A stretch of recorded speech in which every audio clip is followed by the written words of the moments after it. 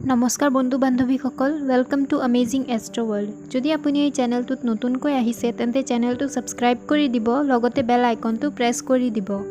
আজি আমি আলোচনা কৰিম আমাৰ শৰীৰত থকা তিলবোৰে আমাৰ জীৱনৰ ওপৰত কেনে প্ৰভাৱ পেলায় আৰু শৰীৰত তিল কোন ঠাইত থকা শুভ বা অশুভ। প্ৰথমতে হৈছে ওঠত তিল থকা। যি লোকৰ ওপৰৰ ওঠত তিল থাকে তেওঁৰ মন পৰিষ্কাৰ হয় আৰু তেওঁ খোৱা মেলাত চৌকিন হয়। কিন্তু যদি তলৰ ওঠত তিল থাকে তেন্তে সেইটো বেয়া বুলি কোৱা হয়। তেনে ব্যক্তিয়ে জীৱনত বহু কষ্ট কৰিও বিচৰা মতে ফল নাপায়। সোঁ হাতত তিল থকা ব্যক্তিয়ে এদিন নহয় এদিন জীৱনত ধন লাভ কৰে। সোঁ চকুত তিল থাকিলে সেইজন ব্যক্তিয়ে নিজৰ জীৱন সংগীক বহুত মৰম কৰে আৰু জীৱনৰ সকলো সুখ দুখৰ সময়ত নিজৰ জীৱন সংগীৰ লগত সদায় থাকে। কিন্তু বাওঁ চকুত তিল থকা ব্যক্তিয়ে জীৱনত বহুত সমস্যাৰ সন্মুখীন হ'ব লগা হয়। সোঁ গালত তিল থাকিলে এনে ব্যক্তি বহুত সৌভাগ্যৱান হয় আৰু জীৱনত বহুত ধন সম্পত্তি অৰ্জন কৰে। দুখীয়া ঘৰত জন্ম গ্ৰহণ কৰা ব্যক্তিও এদিন নহয় এদিন বহুত ধন টকা পইচাৰ গৰাকী হয়গৈ।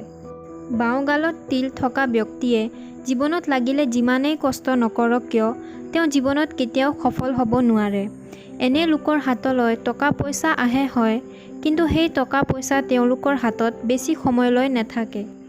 যি ব্যক্তিৰ কান্ধত তিল থাকে তেনে ব্যক্তিয়ে জীৱনত অশেষ কষ্ট কৰি হ'লেও নিজৰ লক্ষ্যত উপনীত হয়। সোঁ কান্ধত যাৰ তিল থাকে সেই ব্যক্তিয়ে চাকৰি বা ব্যৱসায় বাণিজ্যত সফল হয়। বাওঁ কান্ধত তিল থাকিলে মহিলাৰ ক্ষেত্ৰত সদায় প্ৰথম সন্তান ল'ৰা হয়। পেটত তিল থকা ব্যক্তি যিকোনো কথালৈ বহু ভয়ভীত হৈ থাকে। এনে ব্যক্তিয়ে নিজৰ জীৱনটো ভালদৰে উপভোগ কৰিব বিচাৰে। সোঁ ভৰিত তিল থকা ব্যক্তি বহু বুদ্ধিমান হয় আৰু বাওঁ ভৰিত তিল থকা ব্যক্তিয়ে জীৱনত অযথা টকা পইচা খৰচ কৰা দেখা যায়।